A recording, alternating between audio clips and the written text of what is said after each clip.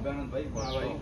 आपने दीवार बना दी, इसकी वजह से पानी में दीवार खराब कर रही है। ऐसा है क्या? हाँ, ऐसा ही है। हाँ भाई, तो जमीन तो मेरी है अरे पर पानी तो आ रहा है मेरी दीवार पे। भाई, जमीन मेरी है तो अरे पानी तो आ रहा है भाई मेरी दीवार पे, कैसे चल रहा है भाई, भाई? पहुंच ले। आज की ताजा खबर है ये कि आनंद ने खराब करी रामचंद्र की दीवार दीवार दीवार। Why always dramatic में है? So this is the story about Anand versus but Ramchandra. Context तो दे दे। आनंद सर के साथ। आनंद सर, आपने रामचंद्र जी की दीवार क्यों खराब करी? हमने नहीं करी, हमने तो बस अपनी दीवार बनाई। आपने अपनी दीवार बनाई तो उन्होंने कैसे डैमेजेस क्लेम करे?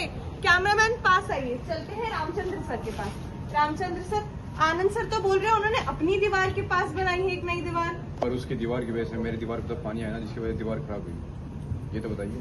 This is the case about Anand Singh versus Ramachandra, decided by the Madhya Pradesh High Court in 1963. It's one of the most famous and essential cases in tort law because it teaches us something very important and very important. It teaches us that not every harm deserves a compensation. Anand and Ramchandra were two neighbors living side by side. One day, Anand decided to build a wall on his very own property, one on the north side and one on the south side. But isn't it completely legal to build a wall on your very own property? But after the construction, the rainwater started flowing differently through Ramachandra's lane and ended up damaging Anand's walls. Plasters peeled off, cracks appeared, and Anand was furious. So he went straight to the court saying, "Your Honor, my walls are being destroyed because of Ramachandra's construction. He must remove those walls and pay for my damage." So Ramchandra filed a case against Anand asking him for three basic things. First, compensations of ₹100. Second, demolitions of Ramchandra walls. And third, an order forcing him to pave a lane so that water couldn't be collected. Side one key question. The question was, when someone builds something on their own land and it causes harm to someone else, can that person be held legally So liable? Ayushi, what do you think? Is it a legal harm or just a mere bad luck with what Ramchandra is facing? So let's take a closer look Yes, to this. Anand did suffer the real damages. But the question here is not whether Anand suffered any damage. The question here is whether Ramchandra violated any of the rights. Hadn't trespassed. He hadn't interfered with any legal rights of Anand. No easement, no statutory duty, no nuisance proven. He simply built walls on his own land. So now let's move forward to the key components given by our court for the judgment.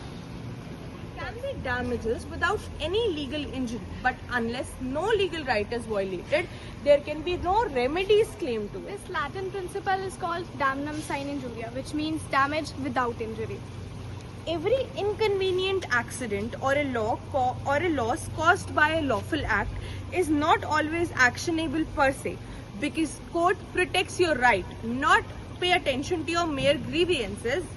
Even though Anand's wall was damaged, Ramachandra was within his own legal rights. Therefore, the court refused to order demolition or compensation. So Ayushi, what do you think? Who lost the case and who won it? The appeal was dismissed and the defendant Ramachandra is not liable. Anand lost the case. Yes, yet the legal world won its biggest and the most timeless principle.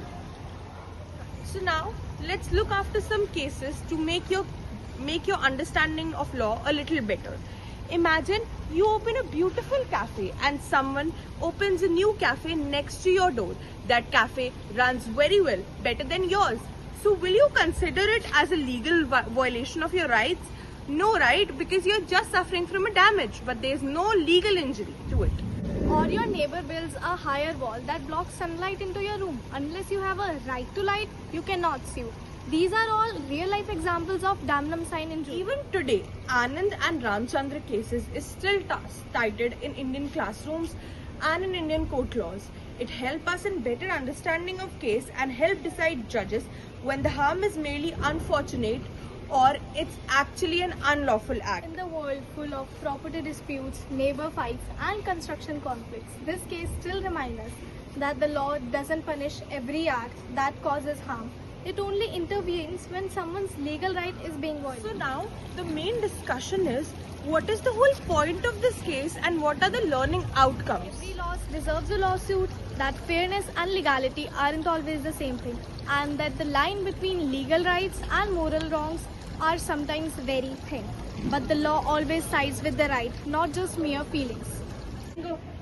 Ramchandra sir, Ramchandra sir, बधाई हो, क्या हुआ, क्या हुआ? आप case जीत गए, अच्छा? आपके ऊपर कोई लीगल डैमेज नहीं है और आपसे 100 रुपए कंपनसेशन में भी नहीं मांगे तो किससे लिए जाएंगे। जाएंगे? अरे आनंद सर, कैसा लग रहा है लूजर? तो हमारे इस केस के विनर है Ramchandra ji, Ramchandra ji. No legal right violated, which simply means no legal remedy. This is the legacy of Anand Singh versus Ramchandra case, Madhya Pradesh High Court, year 1963.